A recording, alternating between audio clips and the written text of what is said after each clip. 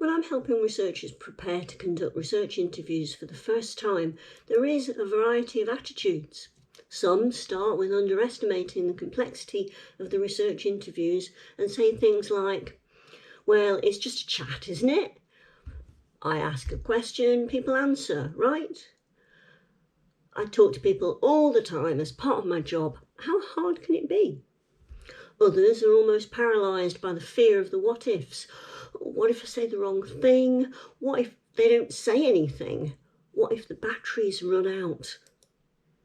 Most experience the more usual mild anxiety around behaving professionally and coming away from the interview with usable research data.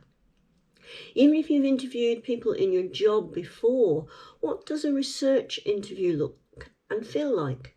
How should I behave?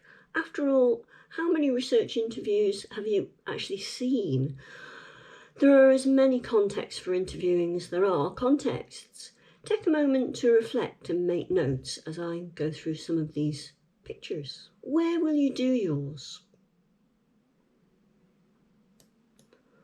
What will you need to have with you?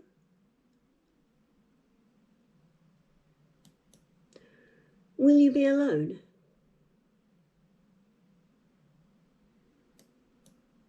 Will they?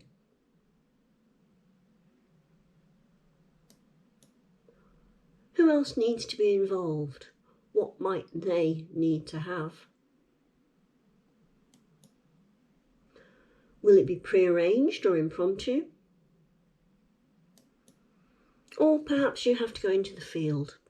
In qualitative research, where we value subjectivity and moving beyond objective facts, the context could be naturalistic, and the tone and style is often more conversational than you might expect.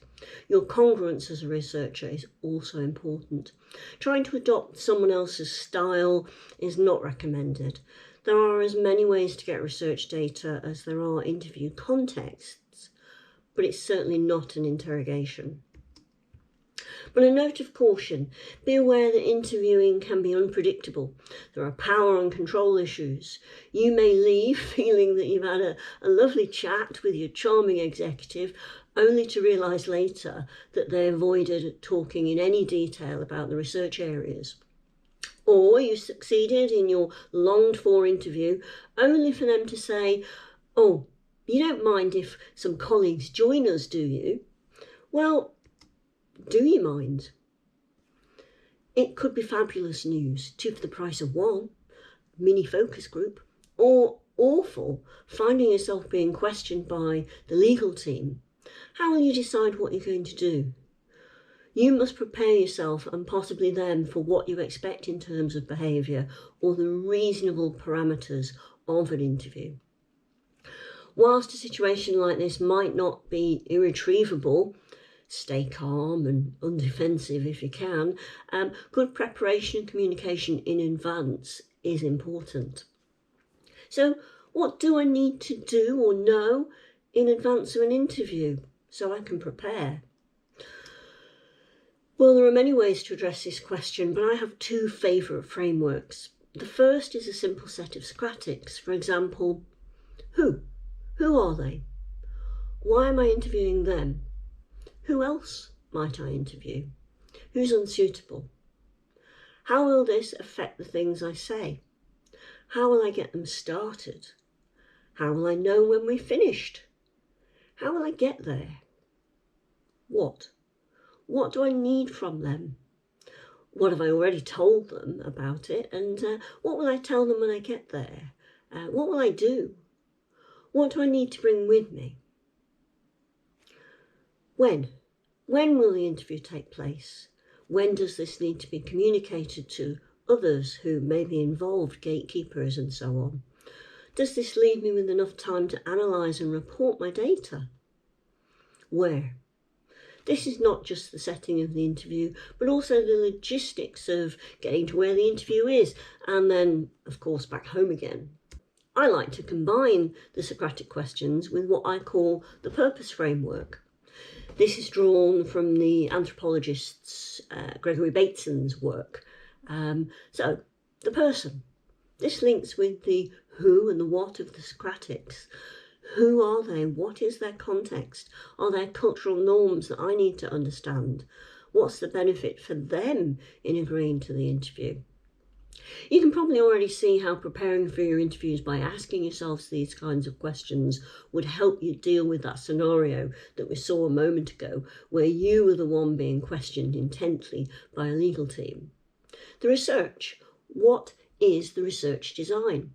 Is this just a one-off face-to-face interview, or are there several different, more complex design elements? Is it a telephone interview? Do you have scene-setting activities that you need to use? Elicitation devices that you've got, or perhaps you've got participant-led data collection tools that you need to discuss and hand over or retrieve. The environment. Do you have control over the environment, or if not, who does? Does anybody? Is it predictable? Will you be in someone else's home? What do you need or not need? What is nice to have and what's essential? Have you communicated this to them? And this leads me nicely to you. Don't forget you. You have needs. Now, I'm a very thirsty person, I'm an allergic to cats, and I must remember to bring my drink and my antihistamines. I don't want to bother my host with that. But what if I'm petrified of dogs? What would I say to them? Well, all of this can be covered in requesting what you do need rather than what you don't. I need a quiet, pet-free zone where we can talk without interruption. So, technical. When you first do your interviews, you will have spare batteries and backups of everything. Then you'll get fed up with lugging it around, or you'll change bags at the last minute. Always check for batteries and a spare pen. But this leads me to the last bubble of what else? What else could I do? What's my plan B? What's my backup?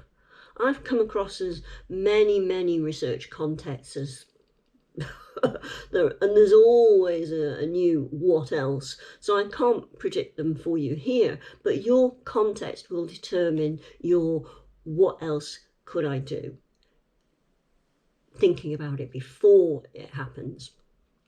So you may have asked yourselves these kinds of questions as part of an ethics statement or an ethical approval application, and that brings me to the central question. What is my purpose? This is one of my favourite questions. It's so versatile and it can help you focus on the detail under the other major themes.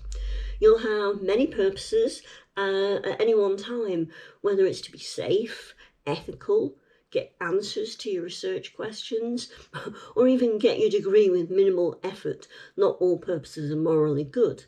But when you're faced with choices in any research interview, thinking in terms of the purpose of the research is my best advice for keeping you on track. Well, thanks for listening. This session is part of a bigger course where you can learn much more and have a lot more fun in interactive exercises that would look a bit daft here in this YouTube video. So the course runs over 2 half days, then with a third half day optional unit where you would learn the specifics of coding with our Qualitative software. There are some links here for you too, so you can find out more, like the dates, and I look forward to seeing you then. Bye.